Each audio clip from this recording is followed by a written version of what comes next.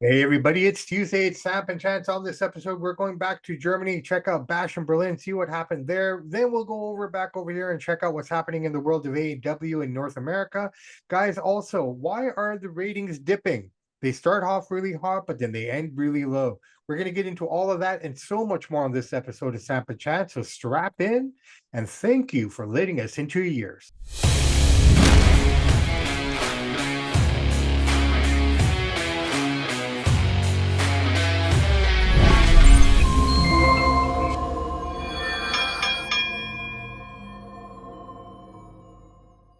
Hey, everybody, welcome back to another episode of Samp&Chance. I am your host, Bobby Sampson, joined as always, my man with the master plan, Mr. Chance Michaels, Chance tie-dye, Roger Federer in effect. How are you, brother?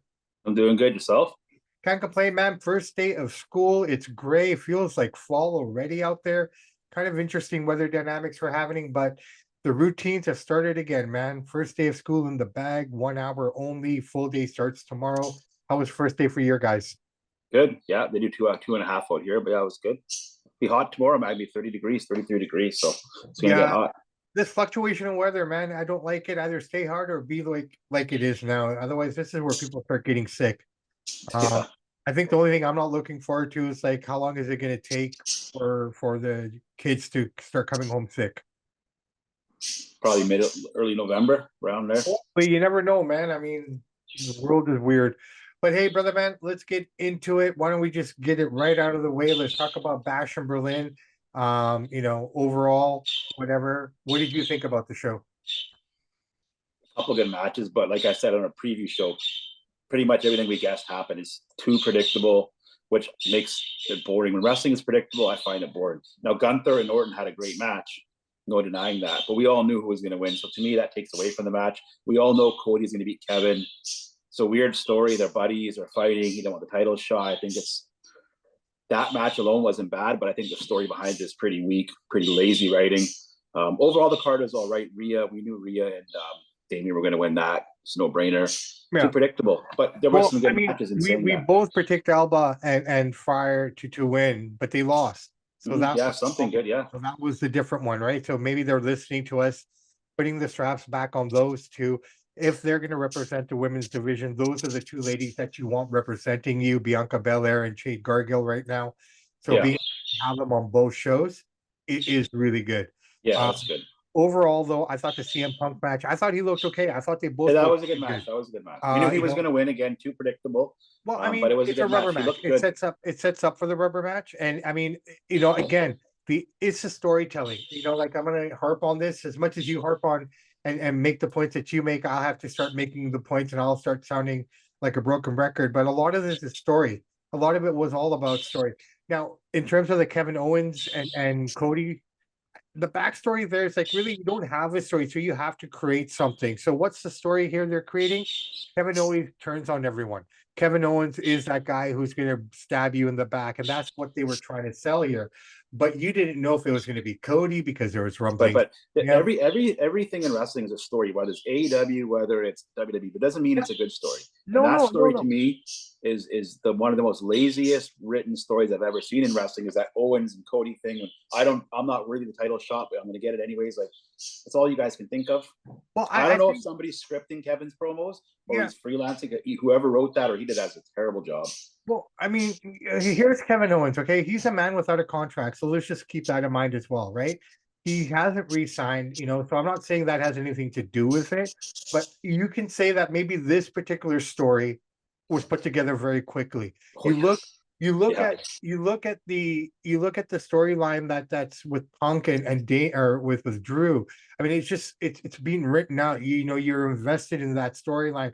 Yeah, it's over a cheesy bracelet. We talked about it last week. I get that, but it's a symbolism. It's not the bracelet itself. I think that the WWE, whoever's writing these stories, whoever's calling the official shots, just thinks, and they're right. They can throw anything out there, any match. And that niche audience is going to cheer. They're going to sing along. Everybody sings along to all the songs now. It really doesn't matter who they put in the ring. They're cheering for anything you give them. Yeah, that hardcore niche audience. And the regular people like, this is boring. We're going to turn it off. But I don't think they care. we can't argue with the fact that they're selling out every stadium. There's a lot of people out there that are enjoying the product. We're just That's what I mean. They have that hardcore niche audience. No matter right. what you give them, they cheer it, right? But you got to think about it, man. Wherever they go in the world, they're selling out, right? So even a lot of people are happy with what they're seeing right now. I mean, this is that time. Wrestling is the hottest it's been. I mean, a lot of people probably didn't like what we were seeing that we loved in the Attitude Era, right? Yeah, but their audience was bigger then, though. We've lost the audience. Audience is still pretty big here too. I mean, the house is 4 million people less watch it. Dude, that's on TV. They're selling out every single stadium. Yeah, I know wrestling still has its market. I'm not saying that, but they're not growing their audience. Well, they're at a stalemate. NFL, Raw used to beat Monday Night Football. Now Monday Night Football is like 10 times the ratings. Why is that? It's a better product. Monday Night Football is exciting. Else though, man, it trumps everything, not just wrestling. But it didn't used to be that way. Raw did better ratings than Monday Night Football in the late '90s. Why? What switched? NFL brought the product up. Because the people that were watching Raw in the '90s and stuff were older people, and it was more risque. But why aren't they watching it now, though? Because it's not as risque. It's more geared towards the kids and families. It's taken away. But that's what I'm saying. They're not.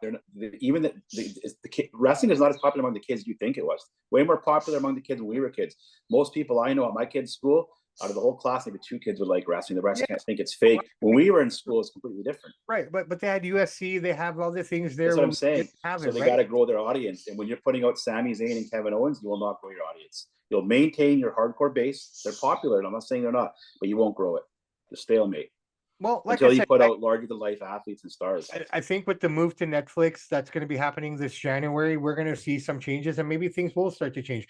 Maybe people will come back because I think they are going to go a bit more risque. They're going to be pushing the boundaries a little bit more come that time.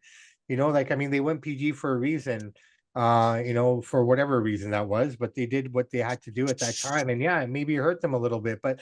Again, I'm not going to pass judgment on it. I know the stadiums are full. They're probably making more money right now than they ever did, even during the Attitude Era, right? Taking into account of cost of everything, if you balance, but they're not growing their audience though.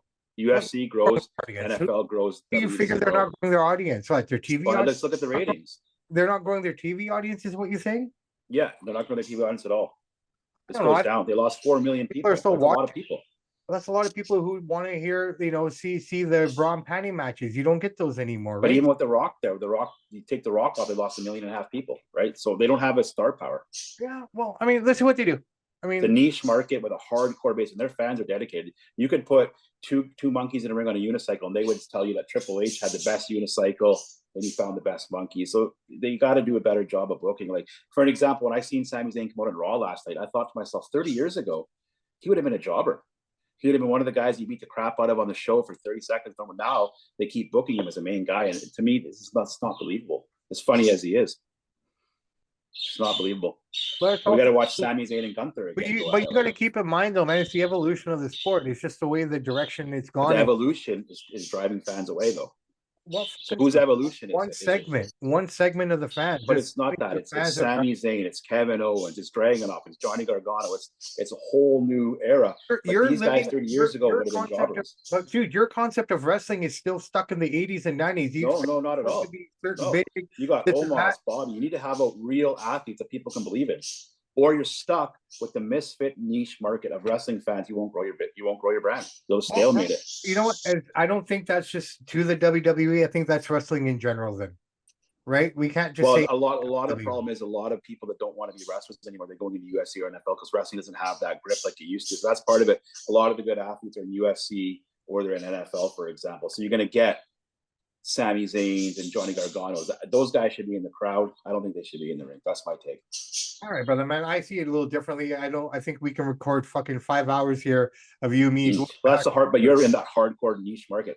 I'm a fan too, but I want to be able to criticize it fairly. I love Shawn Michaels, but I still criticize him. He's horrible as a booker. Triple H. Look, you call me a hardcore fan, this and that. I'm not like the typical. It's not a bad thing, though.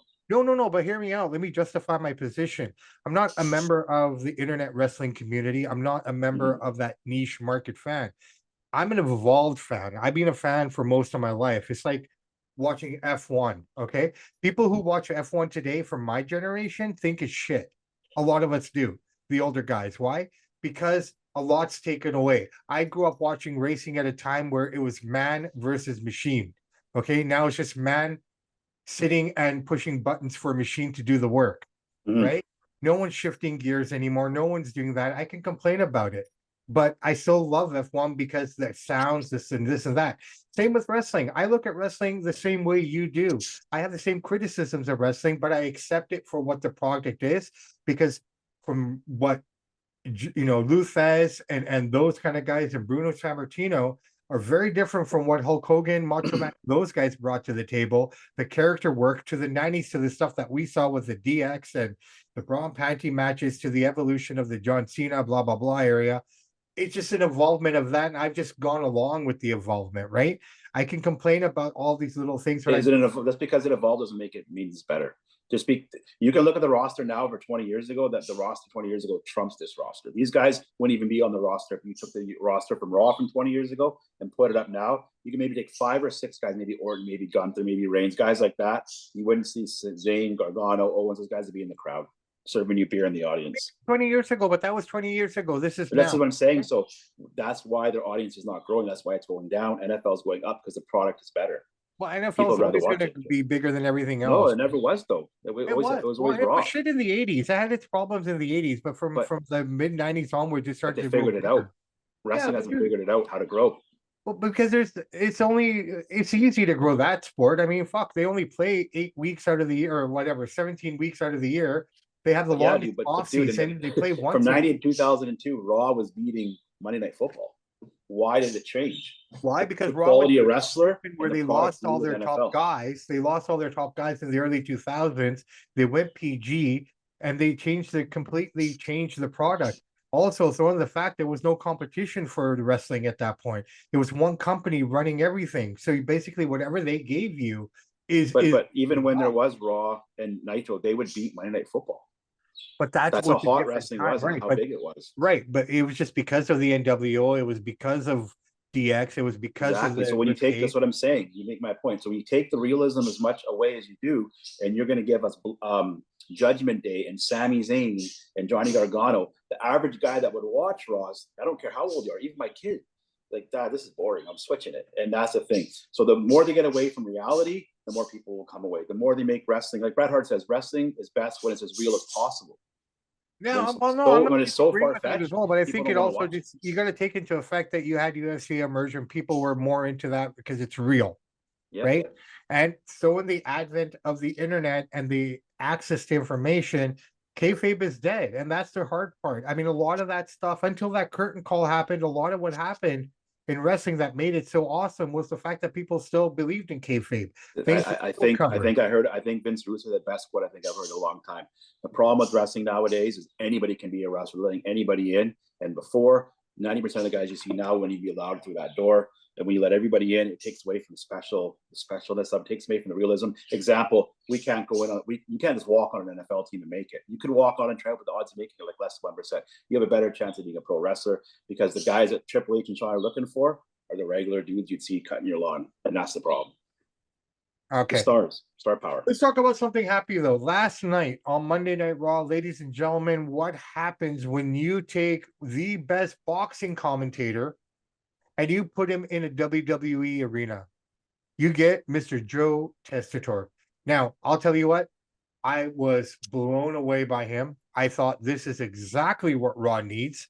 I would say right now safely that was the best debut I've seen in wrestling in 2024. The guy came in, his voice, his energy, his knowledge, and I think that's what blew me away. I knew what to expect from the personality of Joe Tessitore, the way he interacts, the way he works. I just didn't know how it would translate into professional wrestling.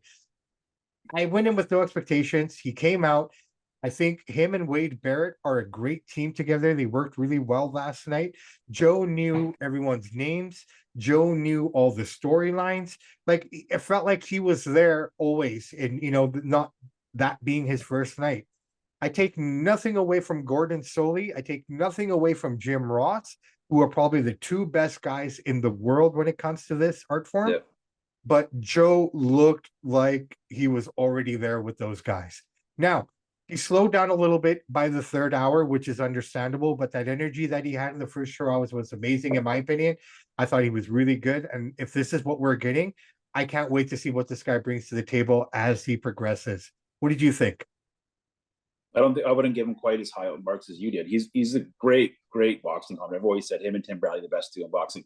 So I thought he did pretty good. But then you go online and read what they're saying on X, read what the internet community is saying. They're saying he had low energy, he wasn't that great. So this is the complete opposite of how we seen it. I thought he did good. I mean, I know he would. Here's the thing: I'm not surprised that he knew. See, Pat McAfee, the guy's a little bit of a dope. I know that because I used to listen to his sports show. He's a bit of a dopey guy, goofy, you know. So he doesn't really know the names. He doesn't really know what's going on. But that's part of his haha, I'm so cool, like a frat boy thing. Tessitore is a student of anything that he does. Well, he does college football, boxing, or wrestling. So for him to know the names and stuff, that's not a shock. That's what Pat Summerall did. That's what Vin Scully did.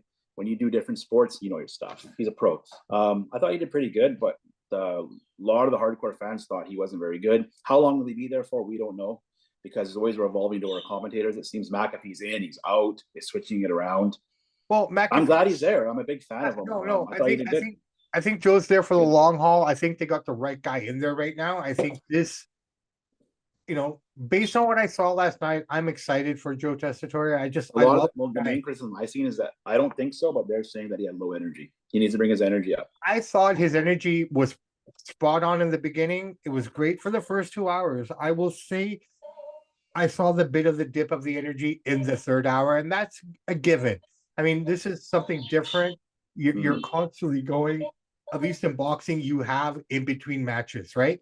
There's a big gap in boxing where you have 20 minutes almost sometimes in between fights and whatnot. But here it's go, go, go. There's no bathroom break. You're constantly going, right? Once you walk through that curtain till that show camera goes off, you can't pee, you can't do anything. So, you know, respect to him. I thought he did amazing. I had no problem. I wouldn't say he did amazing. I thought he did pretty good. What I expected from him, professional, on point. He brings a little bit of credibility to Raw. You know, like as far as announcing goes, you know what I mean? Like he's a proven commodity. He's good, smart, great voice. He did good. Him and Wade worked really well together. I like that. I like to see how that builds. Let's see what they do, man. Like it's too much Michael Cole. You have to hear him on SmackDown. You need to hear him on Raw and pay-per-views. I'm glad. Well, yeah, he doesn't need to be on every show. Cole and Graves are going to be doing SmackDown. You got Barrett and Tessitore now doing this. McAfee will probably join SmackDown after college football, so we'll probably see him again at that point. So yeah, there we go. All right, man. I think we've spent a lot of time on WWE here. Why don't we talk a little AEW? Interesting to think that they're already planning to figure out who's going to take over for Daniel Bryan here. It looks like they're looking at Darby Allin to beat him. And dude, that's pathetic. I'm sorry. That guy's your heavyweight champion. You want to talk about that guy who should be in the crowd? That's Darby Allin. Yeah, like don't get me wrong, he can fly around and stuff. I'm not taking away his athleticism, but that guy's your champ. Come on. And I understand why they take it off Daniel Bryan. The guy's got bad neck, bad body. They gave it to him as a salute and honor him. I agree with that decision. Yeah. But Darby Allin. Well, I mean, giving Daniel Bryan the title is kind of like if Cena does win 17 in the next year, it's going to be something like that, right? Yeah, I'm fine with that. You'll win it, be champion for about a month or two. Yeah, but I mean, let's hope he's trolling us. Well, I don't know, because from what I understand is you got Darby Allin in the wings. He's going to fight him. If he gets past Darby Allin, then he's going to fight Jack Perry next. Right? So those are the two guys that are in line right now that are going to fight him next, right?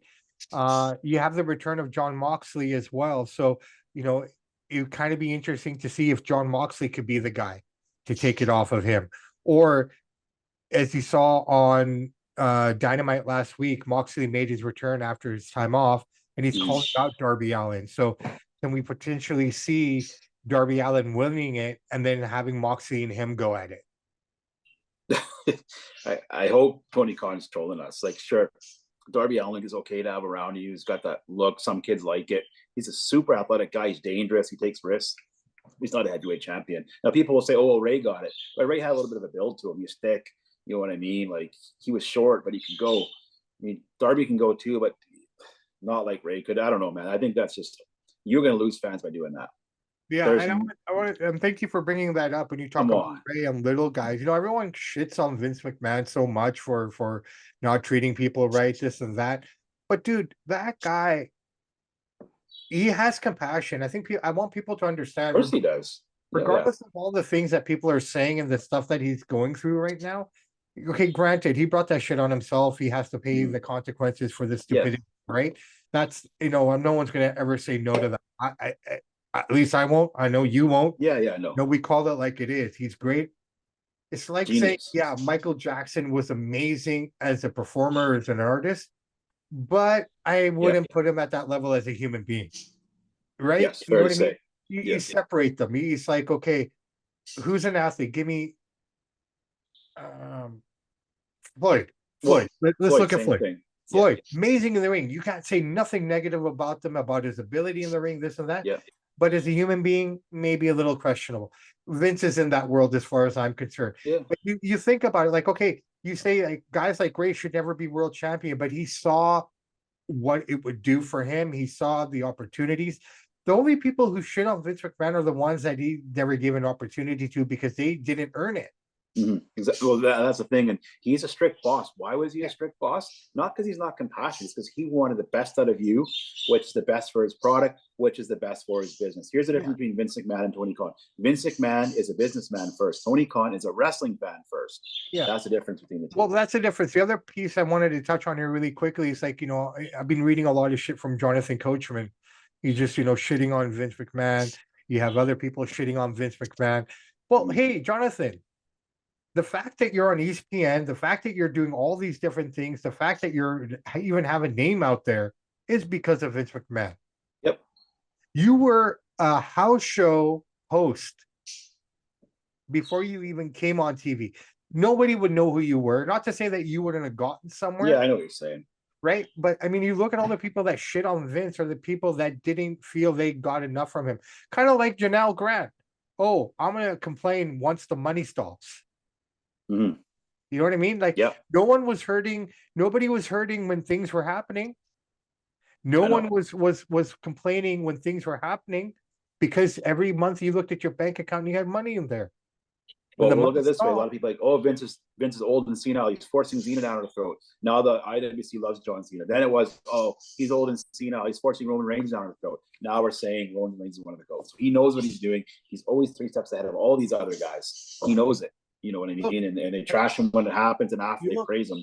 He made Roman Reigns. He made John Cena. All these guys. This is where wrestling is the same as all sports. Everything is in ebb and flows.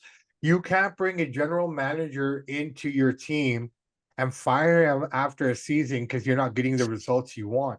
Things take time, right? That's why it's called a rebuild. Like the WWE goes through rebuilds. I mean, it happened with after the Attitude Era. It happened after 2014. You get these spurts, right? I mean, the reality is, after Roman, who is next? Yeah, I don't know. So that's the question right now. But see, but at that time when John Cena was starting, and people forget the indie darling that they love, Cody Rhodes, who flew to his house and made the deal happen. Vince McMahon. You know what I mean? So I mean, like, we can go on and on and on. Yeah, 100%. Brother, we wanted to talk about this a little bit, something that you wanted to mention. So why don't you take it away? Tell us a little bit about what's on your mind. Yeah, well, I just want to bring it up to everybody.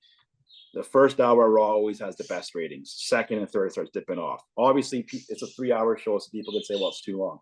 But why the first hour is so important to grab you, to make you want to stick around for the main event. So something's happening that first hour with a certain percentage of the audience, we're not sticking around. Now, people say, oh, it's late on the East Coast, it's too long. But if you're that intrigued, you will come around and you will watch the main event. Well, people are tuning it out. I don't know what they got to do better. Maybe it's opening segments or grabbing people. Maybe they're not liking the main event. It could be a combination of many things, but they're not holding the audience. Well, I think at the end, you should have your highest audience. That's the main event. That's the peak. I think what they need to do, and I know it's a cash grab, and I get that. That's why they're doing it. That's the same reason they won't make the ice bigger in hockey, because they'd have to take out maybe the first 2 rows. And that's a lot of money that they'd be losing right there, right? So it all comes down to figures and cents. I think the biggest thing they need to do is bring Raw back to 2 hours. I think that's all you need of Raw. That's all you need from SmackDown. Because SmackDown's doing a great job that way.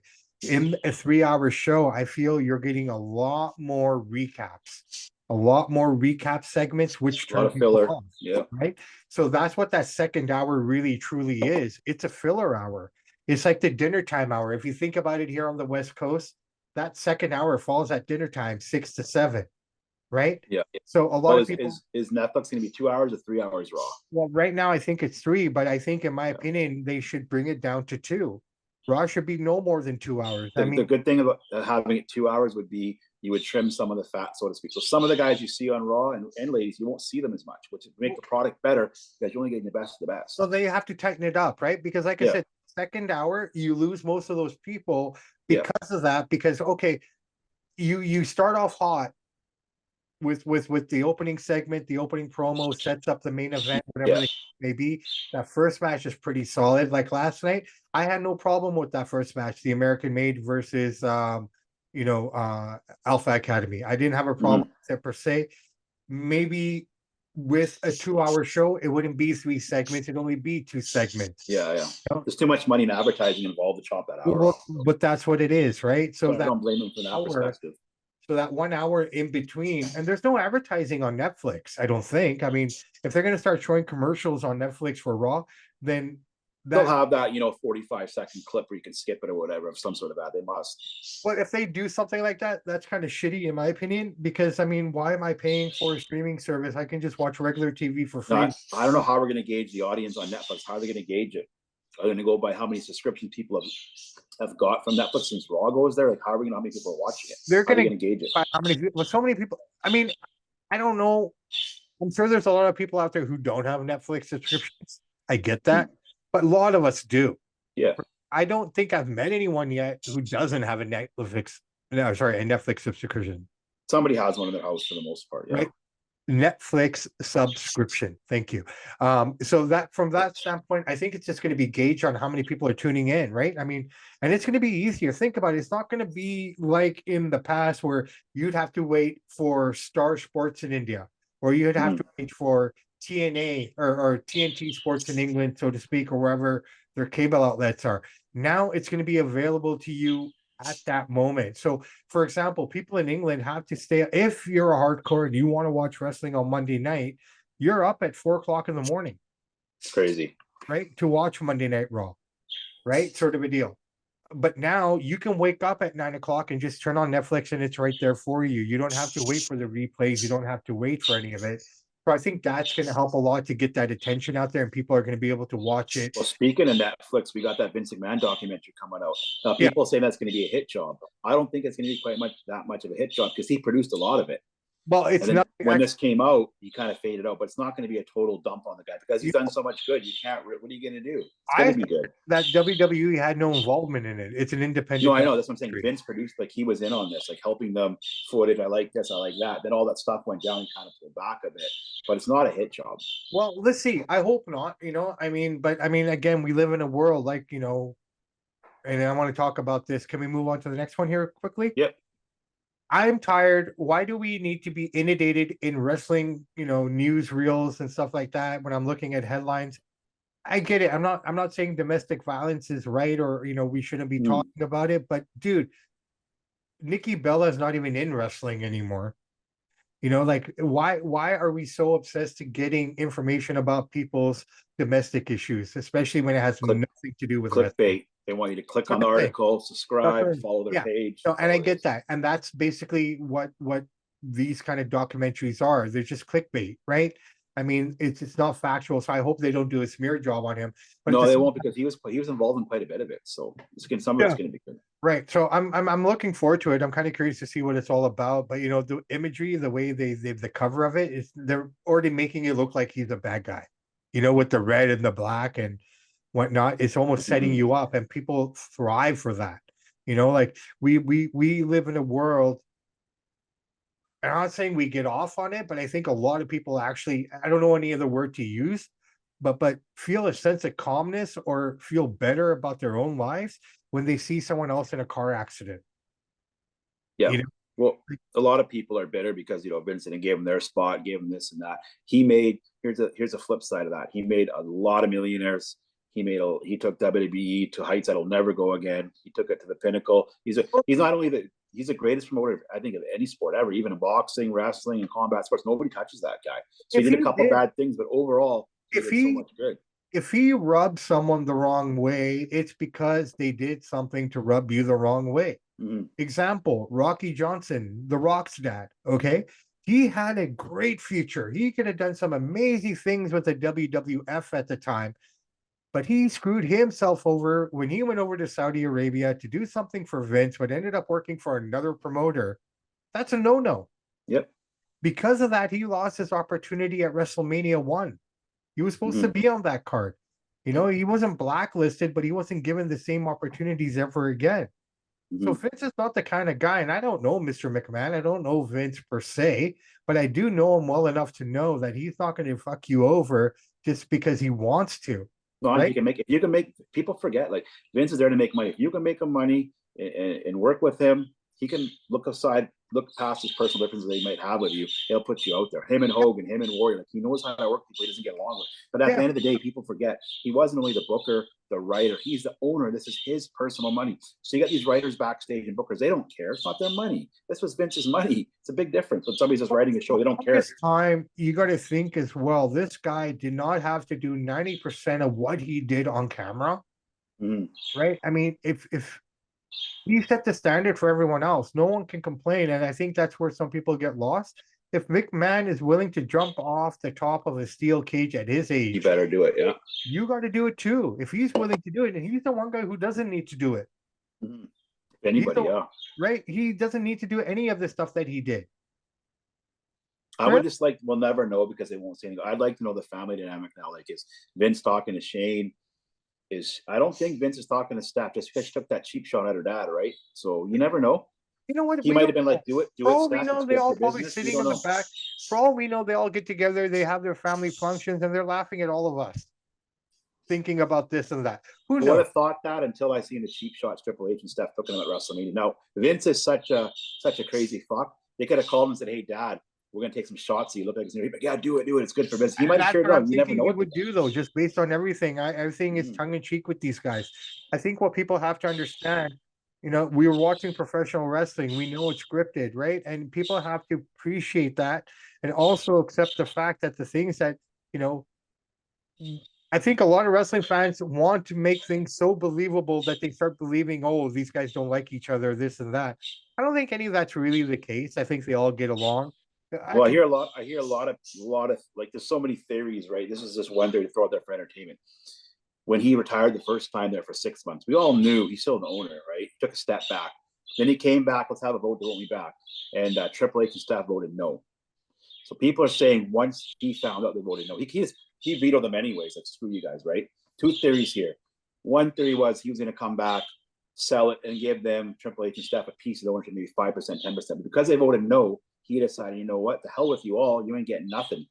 I don't believe that theory because when he came back, if he was so mad at Triple H, he could have fired his ass. He was still the owner. He could have said, "You're out of here, Paul. Go away. Like, I made you. You're nothing without me." He didn't. So you could be right. There might not be any hostility there. Triple H and Steph have to play it smart for the public. We don't know. Well, who knows? And I'm Vince could have fired him anytime. And bro, I'm making a bold prediction here. I feel stronger and stronger about it as I think about it. And you know what I do for work? I have a lot of time to think sometimes. Right? So, I really believe that McMahon is going to do something huge in 2025. I think he's coming back with something. He's come back with something. I don't think it's going to be wrestling, though. I don't think he wants to compete against the juggernaut he created, but he's going to do something. He's not just going to sit on the beach. And there's enough guys, like you said, that are the same mindset, think about the product the same way. There's got to be a reason why Mark Henry left AEW. There's got to be a reason why a lot of these guys, these veteran guys. Oh, he could put together a roster like that. He's got the money, no problem. No, 100%. But, like I'm just saying in general, like you look at some of the guys that are out there, this older generation of guys, I guarantee there's something cooking. There's something. But I just don't think that he'd want to go against WWE because he made it. He's the sole reason they are where they are. Nobody else but him. So I don't think he'd want to go against it. Hold on, but McMahon is that one guy as well. We've talked about this. True, he is. He is when he was the owner of WWE. He wanted to crush you, but he made this. This is his baby. There is no WWE without him, so I don't think he'd want to even do that. I don't know if his intention is to go out and destroy what he created. I think his intention is just to go out there and prove to everyone, hey, I can do it again. Right? And it could be even easier. He's going to do some sort of business. I don't know if it'll be wrestling. He's going to do something. He's into something. I don't know what it is, but I mean, obviously wrestling is the first thing you're going to think about that he would do. But I mean, like I wouldn't be surprised if Rashid Khan says, you know what, once he looks at the books and realizes that the Jacksonville Jaguars and Fulham are doing shit this year, as the season progressed for both those teams, he might just pull the plug and sell it to Vince. Who knows? Who knows? Well, they should definitely, when this is all done in January, Rashid should be calling up, hey, Vince, hey, even if you consult with us on the side and quiet, my son needs some help. But the thing is, Vince is so alpha, he'd make Tony cry in the room. He'd make Tony very sad, right? Yeah. Like he'll make his private shrivel up, and we'll call him an ugly woman. Yeah. Yeah, he's got $6 billion. He can do whatever he wants. I don't think he'll be wrestling, but we'll see. He might I do think he's something. coming back with something, right? And Yeah. but I think it's something wrestling related. I don't know. I don't know what his concept is. I don't know what he's thinking, but I mean, I'm looking forward to it. I'm kind of curious to see. He's up to something, though. He's He's up to not sitting something, at the beach reading the book. right? By 2025, he'll be clear of all these things. And he might have to pay something back, but whatever. But I don't think he's gonna go to jail or No, anything, he's not going to jail. right? But ultimately, this is all Public gonna smear, though, no matter what he does, whether he opens up a movie company, I don't know, anything, amusement park, whatever he's going to do, they'll be Yeah. hammering him out in the tabloids, right? Yeah, no, I think we got, I think something's gonna happen there. All right, brother man, let's wrap it up. I think we kind of covered everything. We've had a beautiful conversation. Always a pleasure to share the screen That's with you, good. my friend. Good. So on that note, my man, I'm Mr. Bobby Sampson. He's Mr. Chance Michaels. And in the words of the great ACDC, those that download, like, and subscribe to the podcast, we salute you. We do salute you. And guys, remember, it's September, the beginning of the school year. So if you have kids, take the time, take an extra few minutes. Do not start the year off stressful. This is my advice to you. Yeah. Establish the routine this week. The hardest week will be this week. Yeah. Right? If you got to get up and make breakfast, be positive, because whatever energy you guys put out there this week is the energy for the year. Well said. Well said. Right? So be positive, enjoy the process, take that extra few minutes in the morning to make breakfast. You got to do it. Don't complain about it. If you're going to complain about it, you should never have had kids. On that note, we are out. Have a great rest of your week. We'll come back to you soon. Samp&Chance out.